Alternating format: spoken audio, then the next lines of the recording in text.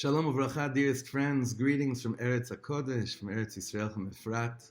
We're hoping everyone is feeling healthy for anything. Healthy, and strong, and besimcha. Besimcha, there's no other way. Besimcha. It's almost Shabbos, it's Thursday evening, and there's some things I wanted to share from my heart. I'm going to try to keep it as short and to the point as possible. But Baruch Hashem, we've been growing every day and every week more and more during this period. And I feel it's really, really important that I share one specific thing. And it's basically an explanation or some of it an answer to many people's question. Because many people have definitely put this question out there. And I want to answer it in a much larger context, but definitely in light of the times, living with the times. So our sages tell us that you always have to read Parshat Chukat before the 3 weeks begin. And only once you read Parshat Chukat, then you can go into the 3 weeks. A lot of different reasons, a lot of different answers. This Shabbos we'll be reading here in Eretz Yisrael Balak. We already read Chukat last week, and in Chutz La'aretz you'll also be reading Chukat this Shabbos. And it seems like that's the only way that we can now, then we'll be able to enter into the period of the 3 weeks, which we know is basically a time where every year we always say, hopefully this will be the last 3 weeks of mourning, and it'll finally be 3 weeks of simcha and of rebuilding and of seeing all our dreams come true. And we're continuing with that. Bezrat Hashem, it should happen this year. But I wanted to offer perhaps one reason why we have to read Chukat before the 3 weeks begin. And this is a story that we've said many times throughout the year, but when it comes to Parshat Chukat, it makes most sense to give it over.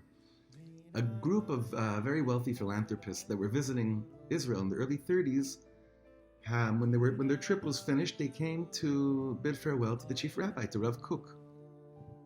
And Rav Kook asked them, "How was your trip? How was it going?"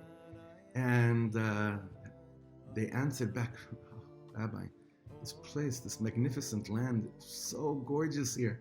It's so beautiful." And that feeling we feel, that we've been feeling while we're here, it's something that it doesn't exist anywhere else in the world. We're so glad we came.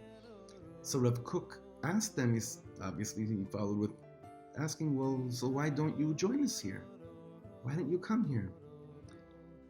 So they said, "No, we don't think it can add up. It probably wouldn't add up for us if we take everything into account.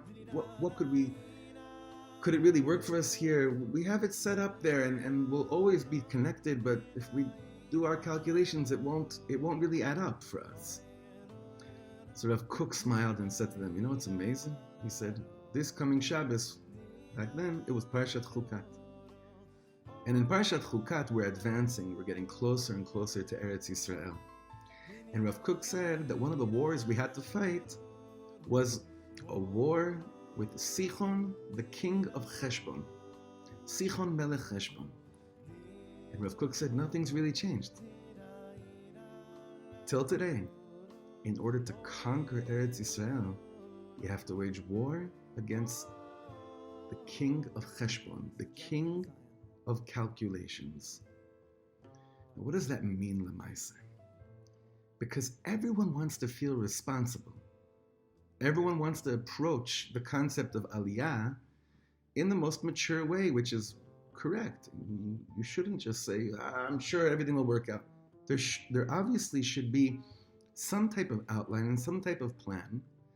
And Baruch Hashem, the infrastructure which we have now in Eretz Yisrael and the ability to really help many people figure out, begadol, how it could work here, it's there, it's in place.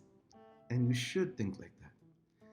But when that becomes the deciding factor, and that's how any of us view whether we're here or not, if it adds up, if it makes sense on a cheshbonos level, Sichon won. Sichon Melech Cheshbon won. You see, friends, those of us that are here, I don't think any of us even realize, more or less, that it doesn't really add up. Meaning, it works, Baruch Hashem. It ends up working, hopefully always.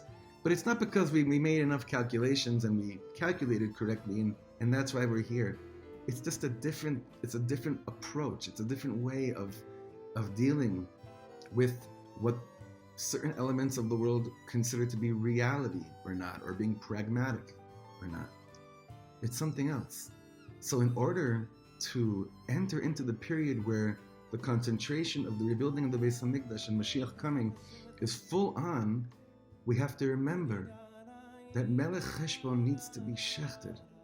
If we wanted last year's Tisha B'Av to be the last Tisha B'Av of fasting. So, from my heart of hearts, with nothing but love and sincere caring, let's continue these conversations we've begun the last few months. It's not out of fear, God forbid. It's not to make anyone panic that things are going to get worse, or maybe they will, maybe they won't. It's irrelevant. We're all in this together. And we're all marching towards Yerushalayim together. And together, we will be able to once and for all kill Sichon Melech Cheshbon and really let the Ribbon Shalom be the king in our lives. Good Shabbos, Be'ahava Rabbah. Only good news.